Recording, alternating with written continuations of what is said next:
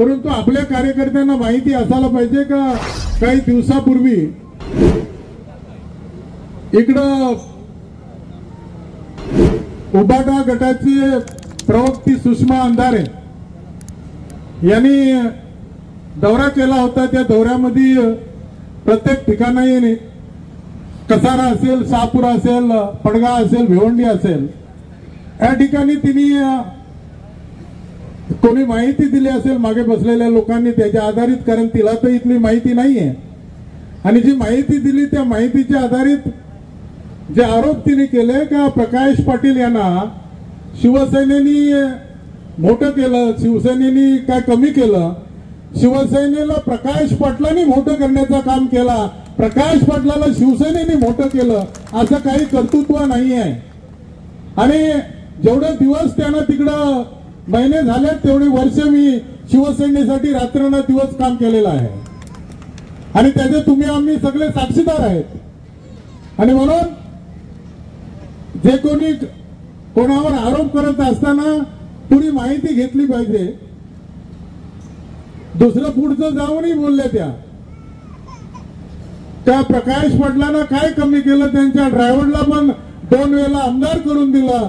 आमदार उद्धव ठाकरे आणि सुषमा अंधारेंच्या पैशाने नाही, प्रकाश पाटलांनी कर्ज घेऊन आणि स्वतःची प्रॉपर्टी विकून आमदार केलं, त्याच्यामुळं त्यांच्या पैशाने नाही केलं। त्यामुळे आरोप करत असताना पहिल्यांदा प्रकाश पाटलांना मोठं केलं का नाही त्याची खात्री करायला पाहिजे होतं।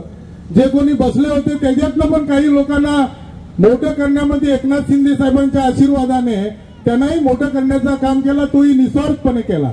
आणि म्हणून जे लोकप्रतिनिधी ज्या निवडणुका झाल्या असतील, त्या विधानसभेच्या असतील, लोकसभेच्या असतील, कोणाचाही एकही रुपया न घेताना आणि कोणाची अपेक्षा न करताना एकनाथ शिंदे साहेबांचा शब्द जो आहे तो अंतिम मानून काम केला आणि प्रामाणिकपणे काम केला।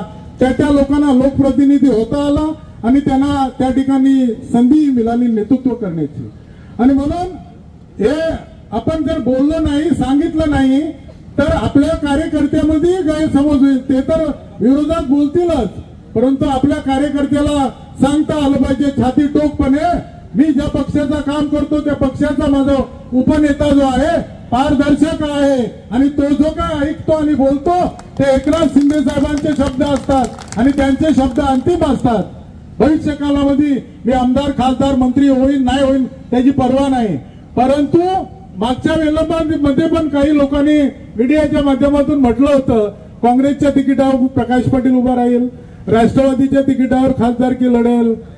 बघा, खासदारकी काँग्रेस असेल या राष्ट्रवादी असेल, काही म्हटलं का या पक्षाच्या नेत्यांना भेटलं, तर मी भेटलो हे खरं आहे, पण मी भेटलो महाराष्ट्राचे मुख्यमंत्री एकनाथजी शिंदे साहेब यांना दुपालीमध्ये भेटलो, बाकीच्यांना भेटलो नाही आणि त्यांना भेटायची गरजही नाही।